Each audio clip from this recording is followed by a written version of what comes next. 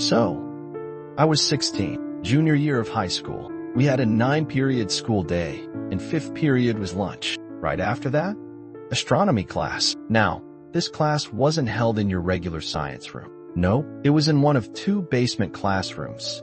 Yeah, actual basement. My school was huge, 3 full floors. But even that wasn't enough for all the classes. So they converted this old janitor area in the basement into 2 makeshift classrooms. And let me tell you, the vibe down there? Creepy, especially when no one else was around. They called that little section the chamber. Kinda cool in name, but definitely spooky in feeling. But people actually wanted to have classes down there. Why? Simple. It was air-conditioned, super chill, and the classes were usually easier. Plus, it had its own private bathroom, which was rare. Anyway, on this particular day, we had a quiz in astronomy. I finished mine pretty quickly.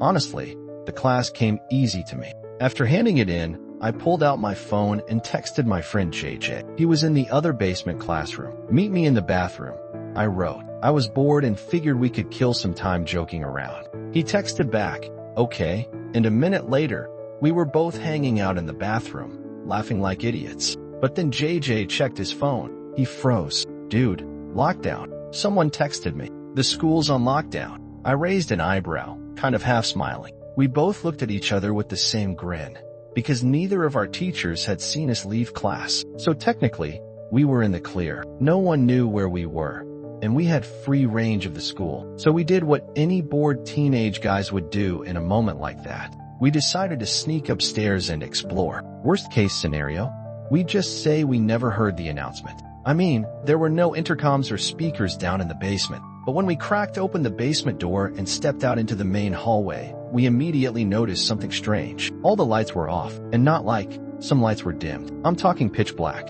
The only light came from the glass doors in the lobby. That's when we both kind of looked at each other like, yo, this isn't normal. Even during lockdown drills, the lights stayed on. Something wasn't right. JJ took a step further down the hall, and then he just stopped. Who's that? He asked, pointing ahead. I looked where he was staring, and out of the darkness, a man started walking toward us. At first, we thought he might be a teacher, but as he got closer, no, this guy didn't look like any teacher or staff member we'd ever seen. He was dressed more like a bum, honestly. Messy, oversized clothes, dirty looking. Definitely not someone who belonged inside a school. Let's go, I whispered. We didn't wait for him to get any closer. We turned around and quickly, but quietly, slipped back into the basement. Both classroom doors were closed. Lights off. Everyone inside had followed protocol. We didn't want to cause a scene, so we ducked into the bathroom again. I flipped off the light, and we both slipped into the last stall, crouching down as low as possible. No ventilation, no noise, just our breathing and the slow, rhythmic drip of the sink. Then, the door to the bathroom creaked open. Light from the hallway spilled in for just a second before the door shut again, leaving us in pitch black. We froze. Then we heard footsteps, slow, careful, heading toward our side of the room. The footsteps stopped, and then we heard it. Heavy breathing, like someone was completely out of breath. Right outside the stall, I could feel my heart beating so fast, it hurt. JJ was shaking. Then he leaned in and whispered, we have to crawl to the next stall. Bad idea. Even though he whispered, the room was so dead silent that it probably echoed. And just like that, the breathing stopped. A second later, the stall door rattled. Whoever was outside was trying to open it. I whispered, go. Now, we crawled fast, under the stall wall to the next stall, then the next, and finally out the other side of the bathroom. The stall door behind us, it was now being slammed repeatedly. Without wasting a second, we bolted out of the bathroom and sprinted to JJ's classroom door. We banged on it. The teacher let us in, eyes wide in confusion. JJ spilled everything, told the teacher what we'd seen, how the man had followed us. The teacher's face turned pale. There was a gun in his pocket, he whispered. I didn't see it myself, but I nodded. Everyone in the classroom, even the ones who usually joked around, looked deadly serious now. A loud bang on the door made the entire class jump. The man was standing outside the door, staring through the tiny window, trying the knob. Bang, bang, bang. And then he turned and walked back down the hallway toward the stairs. For over an hour after that, we sat in silence. No one spoke. The teacher kept asking us questions in a quiet, trembling voice. Eventually, someone from upstairs called and told us to evacuate. We walked up the stairs, single file, hands visible. Cops were waiting outside. We gave our statements, described the man as best we could. One of the officers gave me a pat on the back and told me I did the right thing. After that day, the school ramped up security like crazy. Cameras installed everywhere. Lockdown procedures overhauled. But weirdly, that whole thing? It never made the news. And to this day, I don't know if they ever caught that guy. But deep down, I still believe he followed us down there to kill us. After that day, things felt different. Not just at school, but in me. I couldn't shake the feeling that we barely escaped something terrible. That man wasn't just some drifter who wandered into the wrong building. He had intent. You could feel it in the way he moved, in the way he breathed behind that stall door. But I wasn't the only one who had a story like that. Years later, when I joined the police force in New Jersey, I thought I'd seen it all. Accidents, robberies, even standoffs. But nothing ever prepared me for what happened during one school lockdown. To this day, it's still the most disturbing call I ever responded to in my 20 years on the job. It was a dark, stormy afternoon. My car number got called over the radio. Report to a nearby middle school.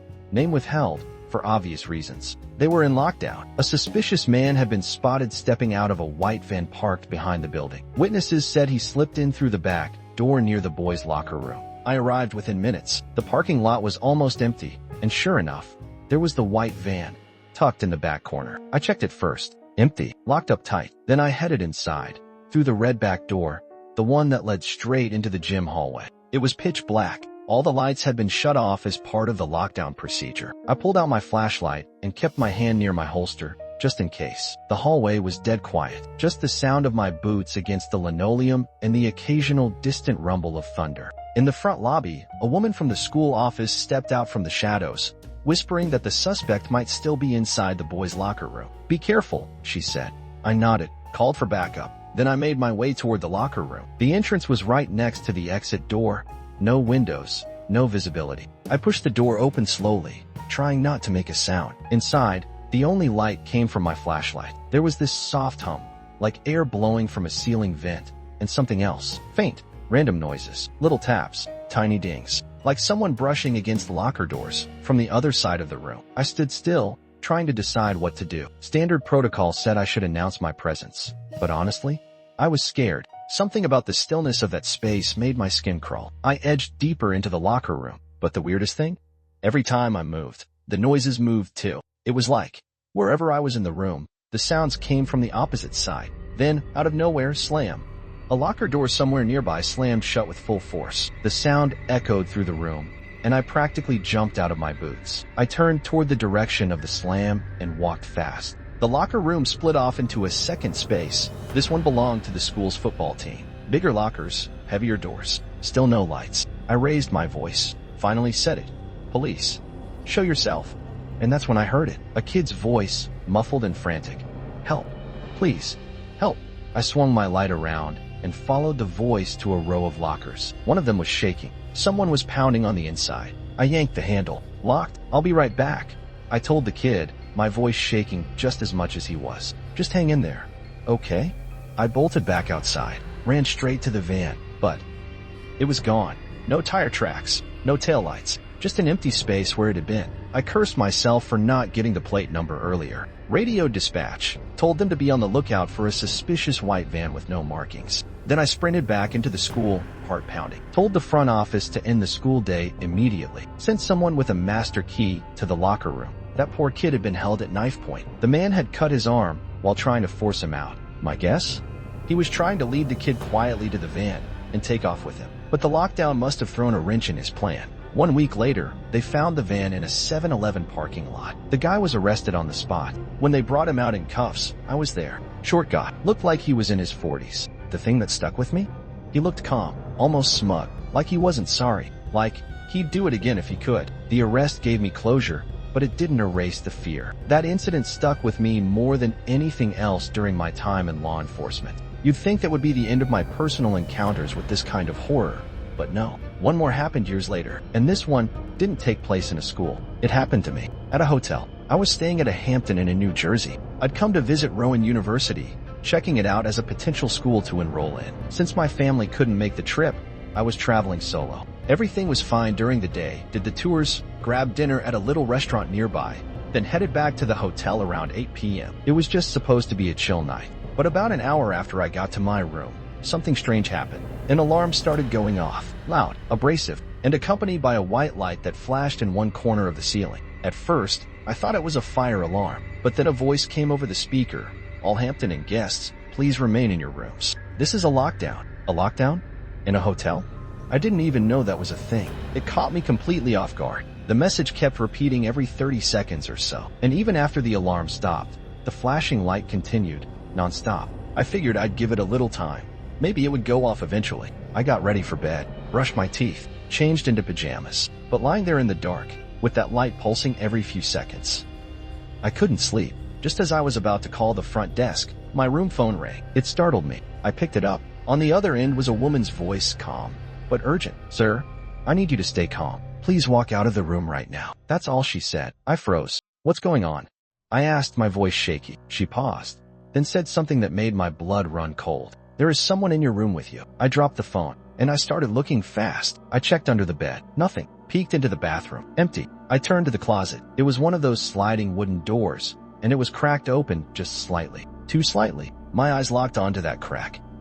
And I swear to you, I saw it. A face. Just barely visible. Watching me. My body locked up. It took a full second before I could move. Then the door slid shut. No sound. Just a slow, deliberate slide. I bolted. Ran out of the room without even grabbing my shoes. Down the hall, I ran to the front desk. There were 2 employees already on the phone with authorities, and they pulled me aside, shaking. They showed me security footage. Apparently, over an hour earlier, a man had been seen wandering the halls, looking at room numbers. He had a stolen keycard. They caught him later that night, cuffed and escorted out of the hotel. Short guy, scruffy, probably in his 40s. When he saw me standing with the staff, he stared right at me, and he smiled, like he knew me, like he had been waiting. I don't think I slept for more than an hour that night. Even now, years later, when I stay in hotels, I check the closet every single time. So, what's the takeaway? Sometimes, the scariest things aren't ghosts or monsters. Sometimes, they're the people who walk the same halls you do. The ones who blend in, who wait, who watch. Whether it's a school, a hotel, or even your own home, safety can become an illusion in an instant. And when it does, you'd better hope you're not alone. If this story sent chills down your spine, consider subscribing for more true horror stories just like this. And remember, lock your doors, check your closets, and never assume you're the only one in the room.